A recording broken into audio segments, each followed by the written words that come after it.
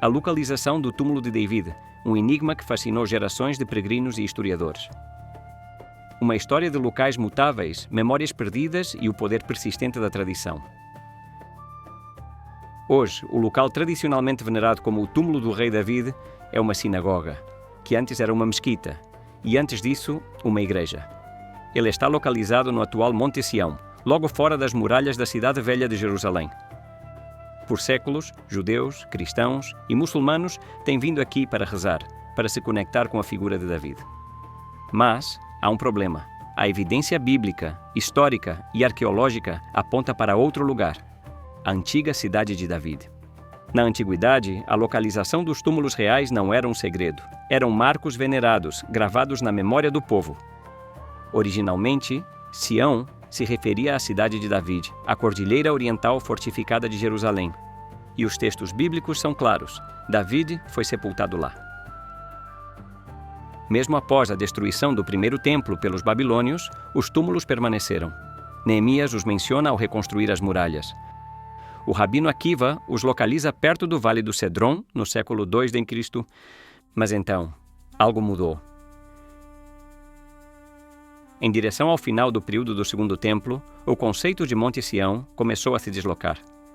Ele se moveu para o oeste, para a pura colina, onde Herodes, o Grande, e a elite de Jerusalém construíram seus luxuosos palácios. O historiador judeu Flávio Josefo parece ter sido o primeiro a codificar essa mudança. Ele descreveu a colina ocidental como a cidadela de David. Josefo menciona o túmulo de David, mas não especifica sua localização. Seus relatos misturam história e lenda, adaptados para um público romano. Enquanto a colina ocidental ganhava destaque, a antiga cidade de David foi perdendo importância. Guerras, cercos, apagaram a memória viva, e os relatos de Josefo reconfiguraram a geografia de Jerusalém. Em algum momento, após o século II, a localização exata dos túmulos reais desapareceu. Para a era bizantina, Monte Sião havia se mudado definitivamente para a colina ocidental. E lá, ao lado da igreja Hagia Sion, surgiu um cenotáfio simbólico de David. No século XII, o viajante judeu Benjamim de Tudela contou uma história incrível. Trabalhadores que estavam consertando uma igreja no Monte Sião descobriram uma caverna cheia de tesouros, o túmulo de David e dos reis de Judá. Mas o local foi selado e escondido até hoje. Nenhuma fonte anterior menciona esta descoberta, mas a história despertou a imaginação medieval. Os cruzados se apropriaram da narrativa. Eles construíram um grande cenotáfio, o vestiram de veludo e mito, e a lenda se tornou fato. Hoje, aquele cenotáfio no Monte Sião continua sendo um local de oração e de paradoxo, um testemunho do nosso desejo de nos conectar com o passado, mesmo quando ele nos escapa. Algo parecido aconteceu com a cidadela perto do portão de Jafa, a agora chamada Cidadela de David ou Torre de David, construída por Herodes, o Grande, no século I a.C., foi projetada para ser a defesa noroeste da cidade, com suas 3 torres, Ípicos, Fazael e Mariamne, sobre fortificações anteriores. Mas o tempo fez com que o legado de Herodes fosse esquecido. Na era bizantina, narrativas bíblicas foram sobrepostas às ruínas. O peregrino de Piacenza fez referência à Torre de David, perto do portão de Jafa.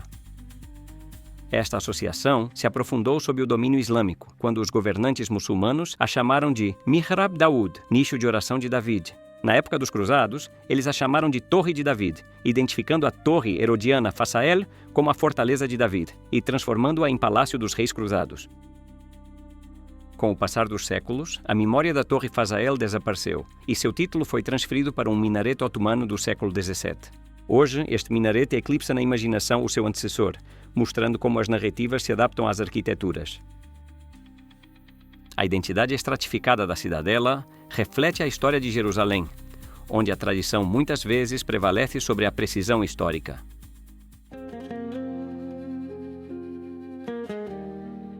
Muitos lugares sagrados na Terra Santa são baseados na tradição. A Bíblia frequentemente menciona regiões, montanhas, mas sem fornecer locais exatos. Por exemplo, ela fala do Monte das Oliveiras, mas não onde no monte. As destruições de Jerusalém nos anos 70 e 135 d.C. e o exílio de seus habitantes apagaram a memória viva de muitos lugares. mas algumas passagens são mais específicas. E, juntamente com os avanços da arqueologia, podemos identificar cada vez mais lugares com precisão. E no caso do túmulo de Davi, temos informações muito específicas diretamente da Bíblia. E David dormiu com seus pais e foi sepultado na cidade de David. Mas a chave está no livro de Neemias. Neemias, ao retornar do exílio babilônico no século V a.C., reconstruiu as muralhas de Jerusalém. Ele dividiu o trabalho em 41 equipes, cada uma responsável por uma seção específica da muralha. E as referências que ele usou para delimitar o trabalho de cada equipe são cruciais. Salum, filho de Col-Rosé, governador do distrito de Mispa, reconstruiu o portão da fonte. Ele fez uma cobertura, pôs os portões no lugar e colocou os trincos e as trancas. Na represa de Selá, ao lado do Jardim do Rei, Salum construiu a muralha, até as escadas que descem da cidade de Davi. Neemias, filho de Asbuque, governador de metade do distrito de Bet-Zur, construiu o trecho seguinte, até a sepultura de Davi, até a represa e até as barracas dos soldados. A Porta da Fonte, a Piscina de Siloé, os Jardins do Rei, estes eram lugares conhecidos na antiga Jerusalém. E Neemias situa os túmulos de Davi muito perto desses pontos de referência, no extremo sul da cidade. Séculos depois, a Tosefta, uma compilação da lei oral judaica, confirma esta localização. Os sábios perguntaram a ele: não estavam os túmulos da casa de David e o de Hulda, a profetisa, em Jerusalém, e ninguém nunca os tocou? Ele respondeu: esses casos não provam nada. Havia um túnel por onde a impureza era levado para o Vale do Cedron. O Vale do Cedron não faz fronteira com o atual Monte Sião. Este fica entre o Vale do Tiropião e o de Ben Hinnom. A Tosefta, o Rabino Akiva, confirmam que pelo menos até o século II d.C., a localização dos túmulos reais ao lado do Cedron era de conhecimento comum.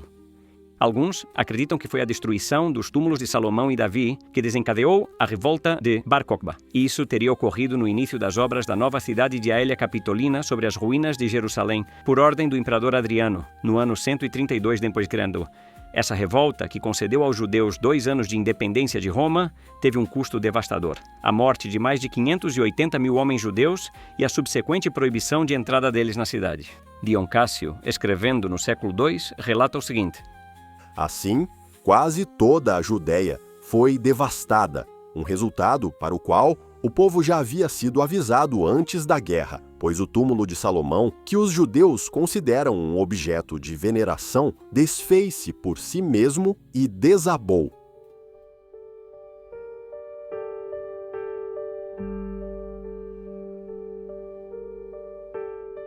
Então, como reconciliamos a tradição do Monte Sião com a evidência bíblica e arqueológica que aponta para a cidade de Davi? Uma chave pode estar na prática do enterro secundário. No antigo Israel, era comum deixar o corpo se decompor e então coletar os ossos. Esses ossos eram colocados em um ossuário ou enterrados novamente em um local próximo. Lembremos-nos da inscrição do rei Uzias.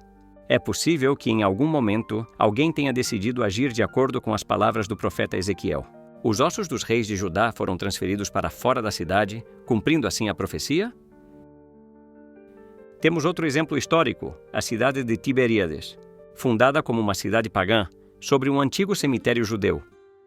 O Talmud relata como Shimon bar Yojai, um discípulo do Rabino Akiva, purificou Tiberíades. Os restos mortais foram exumados e mesmo enterrados em outro lugar. Esta purificação permitiu que o Sinédrio se mudasse para Tiberíades, tornando-a um centro de aprendizado judaico. No final da década de 1960, o arqueólogo Benjamin Mazar fez uma descoberta intrigante na encosta ocidental de Jerusalém. Ao longo do Vale do Tiropião, ele encontrou poços quadrados escavados na rocha, que levavam a amplas câmaras subterrâneas. Mazar e sua colega sugeriram que estes eram túmulos de estilo fenício, usados pela elite de Jerusalém. Eles propuseram que esses túmulos foram esvaziados e abandonados quando o rei Ezequias expandiu a cidade no século 8 a.C. Mas, novamente, o texto do Rabino Akiva na Tosefta indica que os túmulos não foram realocados, pelo menos até o século 3 d.C.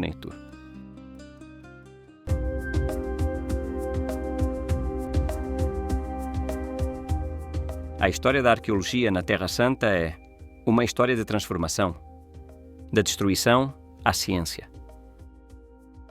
Durante milênios, os locais sagrados foram saqueados. Exércitos invasores, caçadores de tesouros, todos em busca de riquezas, relíquias, sem se importar com a história. Na Idade Média, os cruzados percorreram a terra, movidos pela fé e pela ganância. Estas primeiras escavações foram atos de conquista, não de pesquisa.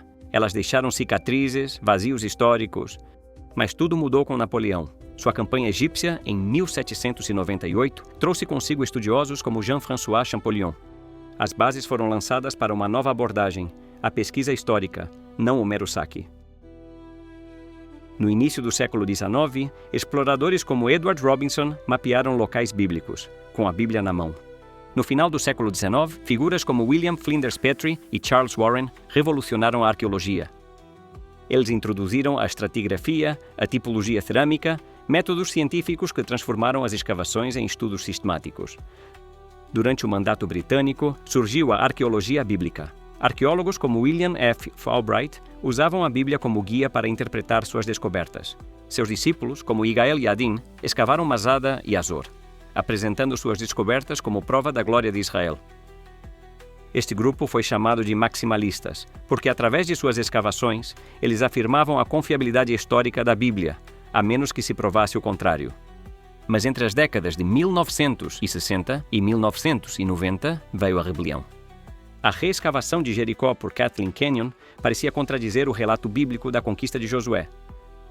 Surgiram os minimalistas, acadêmicos como Israel Finkelstein e a Escola de Copenhague.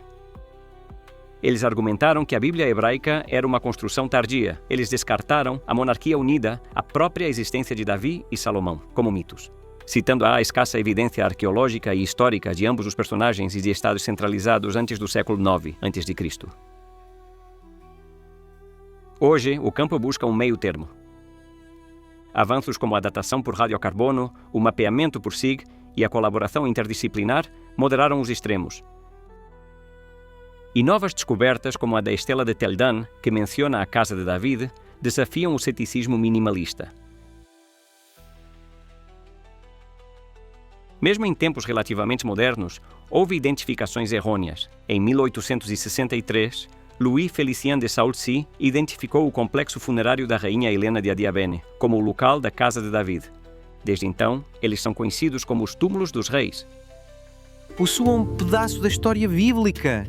Leve com você a bênção sacerdotal, o texto bíblico mais antigo já descoberto. Direto da cidade de Davi, cada compra de seus produtos exclusivos apoia diretamente as escavações e descobertas arqueológicas bíblicas no berço de Jerusalém. Visite store.cityofdavid.org.il e use meu código CODG1001 para obter seu desconto e ajudar a desenterrar a história bíblica.